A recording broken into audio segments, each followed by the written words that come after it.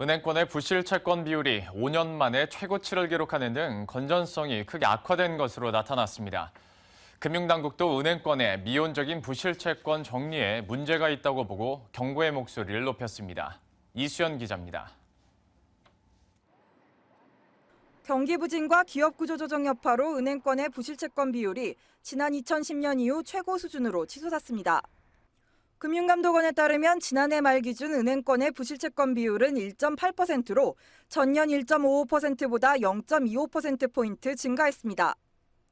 반면 대손충당금 적립률은 112%로 지난 2010년 108.5% 이후 가장 낮은 수준을 기록했습니다. 부실을 대비하는 대손충당금은 줄어들고 부실채권만 대책 없이 쌓이고 있는 겁니다. 특히 국책은행들의 건전성 악화가 두드러졌습니다. 산업은행의 경우 1년 만에 부실채권이 4조 2천억 원이나 증가했고 비율로는 3.19%포인트나 급증한 것으로 나타났습니다. 수출입은행도 전체 여신 124조 8천억 원 가운데 4조 원이 부실채권이었고 부실채권 비율은 3.24%로 전년보다 1.22%포인트 올랐습니다. 시중은행 가운데 가장 많은 부실채권을 떠안은 건 우리은행으로 전체 여신 210조 8천억 원 가운데 3조 1천억 원이 부실채권이었습니다.